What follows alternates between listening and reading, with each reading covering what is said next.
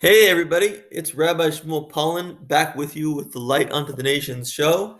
And first I want to announce that if you're under the age of 18, please leave this video now. This video is not for you. I know I clicked the box when I uploaded this video which says it is not for kids, but kids can still find this video.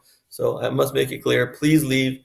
And for those who are still here, I have to tell you about my book, allinforgod.com, which is going to resolve all your doubts about God and the Bible, and you should learn more about it at allinforgod.com and make a decision if you want to make that purchase, if it's right for you. The topic today is to masturbate or not to masturbate. That is the question, because we have a lot of masturbation happening in this country. Around the world, if you included the world, there are 100 million visits to Pornhub.com, and we can assume with a great deal of certainty that those people are all masturbating, and we're spilling a ton and ton of seed. And we just had the coronavirus, and it affected the entire world. And who knows, maybe all the loss of seed had something to do with the fact that we got this plague. It could be a big, big problem, and stopping it could be a big, big solution to the world's problems. We know what the Bible says about it. We have Er and Onan who would have sex with Tamar, their wife at the time, and they would have sex with her and spill the seed on the ground. And this made God very angry, and God imposed the death penalty upon them, and they died however they died. But God was not happy with this. In Leviticus, it also talks about spilling seed, but that's talking about spilling seed by yourself, which is what I'm going to talk about today. And for this, you do not have the death penalty, so you are not liable to the death penalty for masturbating, but it does make you impure, and you have to go into a ritual bath to become pure and pray again. Um, so we know what the Bible says, but some people don't care what the Bible says. They don't believe in the Bible. So I will explain this to you on secular terms. And the secular terms are, we have limited time and energy in this lifetime. And if you don't believe that, you should go to a hospital or a children's hospital or a nursing home. And in the nursing home, you'll realize that they can do very, very little. There's very little life that they can actually lead. And there are constantly people leaving on a stretcher, stone cold, dead. And that is what happens to our life after just a few years. A very few years, it's very quick. So we have to decide what we want to do with our time and our energy. And I think if we could put our life on a scale and say we're feeling like a 1 or we're feeling like a 5 or feeling like an 8, we want to be at a 10 all the time. We want to be at as high a level of self-esteem as we can possibly be. And what's happening when we masturbate is invariably, in almost all cases, the person feels worse after they masturbated than they did before. They have a letdown. They go, let's say, from a 6 to a 4 or a 3. And maybe that's connected with the Bible. Maybe because it's God's will that we do not masturbate, that we actually feel sad about masturbating, because we at our core are connected with God, and at its core, the Bible is connected with God. And so we're not in consonance, we're not in line with the Bible, and that's making us feel bad. Sexuality is the most important thing in Judaism. It was the first commandment by God, Peru or Revu, be fruitful and multiply. And also in the Holy of Holies, the room in the Holy Temple, which housed the Ten Commandments, there were murals on the wall of people having sex. It was really angels having sex, but the point was it was angels, so it was like holy sex. So it's the most important thing in the world, and it's the most important thing in the world to do it right. We want to cherish our semen. We want to cherish that power that we have and save it for the one that we love. And we want to ejaculate inside of her. That is the right person at the right time in the right place. If you come not in the right person, not in the right place, not the right time, then you will be depressed, and it will take you down, and it will be a waste of your life, a waste of your energy, when you could be doing something more productive.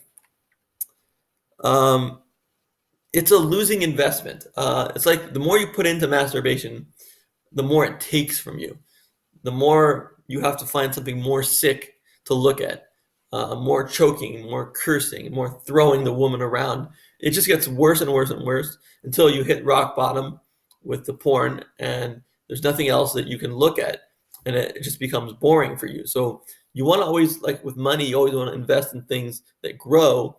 You don't want to invest your life into things that dissipate and become worse every time you do it. And that's what happens when you masturbate with porn, is it becomes worse every time you do it. And you might say, how can you deprive me of pleasure? Well, I will deprive you of pleasure. It's actually a good thing to deprive yourself of pleasure. You can get another kind of pleasure, like the pleasure of helping someone else out and the gratification that you give to them. But this kind of pleasure, I want to take away from you, because this kind of pleasure is selfish pleasure.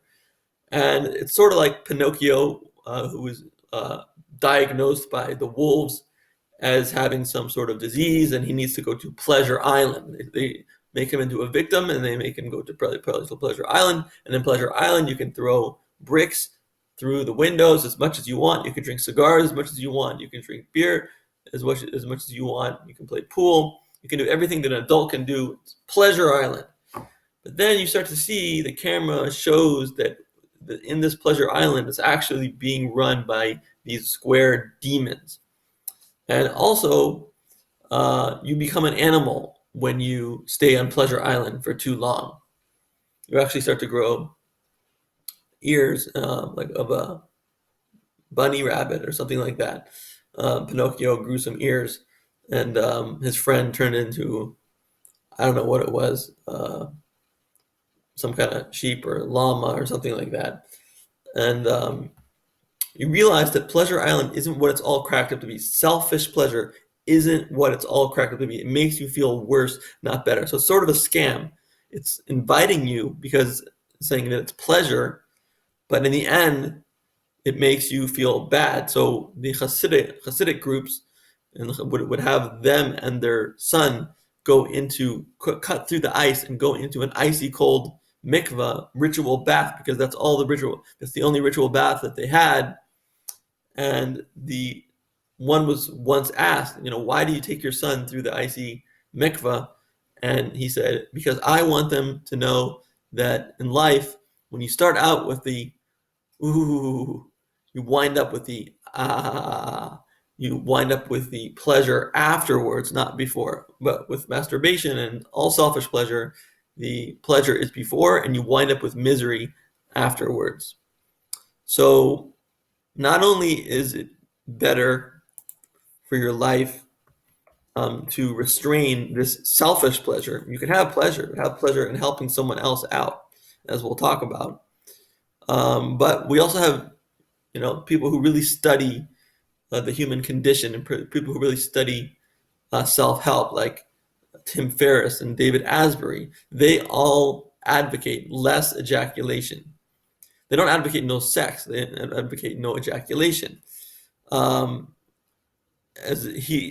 Asbury says, now that I've measured the data, including the 30-day data, this is amazing, but I'm happier going 30 days without having an orgasm than I am having an orgasm every 3 days. I have more energy and I am happier. Yes, you will have more energy and you will be happier if you don't masturbate. They recommend masturbating once every 30 days, or ejaculating, I should say, once every 30 days. But the truth is, Hasidic Jews and also Hindu gurus and Tantra people who believe in Tantra philosophy, they can go their whole lives without ejaculating. And Judaism would say that you should definitely get married and ejaculate. It's a good thing to get married and ejaculate. It just must be done in the right time and place. But if you're not married for a long time, it is okay not to masturbate at all. This will not be a problem for you. It will not be a problem for your body and or your soul. And the Zohar, the book of Kabbalistic writings, for its part, says analogy that the sperm that you lost in the next world, they will like clobber you with bats, so to speak. not literal, but it does mean that you will be held responsible and you will feel the pain of every one of the millions of sperm that you lost in the semen that you lost. Um, so what do you do about it? What if you're addicted? That's the problem. So with addiction, the solution is to just not try to get rid of the problem, but to try to just lessen the problem. So for instance, you could just, if you want to masturbate, delay 20 minutes. Just delay 20 minutes. And then next time, delay 40 minutes. I'm going to do it. It's okay. But I'm going to satisfy that urge. But I'm going to hold off for a little while. And when you hold off, you are proving to yourself that you can hold off from doing this totally. As you grow to 40 minutes and an hour and a day, you'll eventually say, I'll do it tomorrow. I'll do it tomorrow. You start pushing it off and keep pushing it off. And you begin to gain confidence. You begin to realize, just like with getting out of debt, you get rid of the smallest debt first, and then you snowball to bigger and bigger debt. So you'll snowball into more and more time that you can spend without masturbating, and you will eventually reach a point where you don't have to do it at all. And obviously, just like with someone who's addicted to eating, um, you don't want to have like cake on the counter, and you don't want to have, ice cream in the freezer. You want to stop that where it starts. You want to have a good situation for not masturbating. You want to have, you know, filters if you can on your computer to prevent you from going to nasty websites, and you want to avoid looking at even like billboards with sexy women on them. If you avoid looking at those smaller things, it will help you not lead to bigger things. And the other thing to prevent masturbation is to sweat for other people. Don't sweat for yourself. That's just selfish and it helps no one. Sweat to join a charity and really put yourself into it. Instead of gratifying yourself, try to gratify someone else, and you will be so much happier. If you do masturbate, don't be depressed. That's a mistake. It's a mistake to be depressed. Go right on with your life. Don't even think about it. Don't dwell on sin. Um,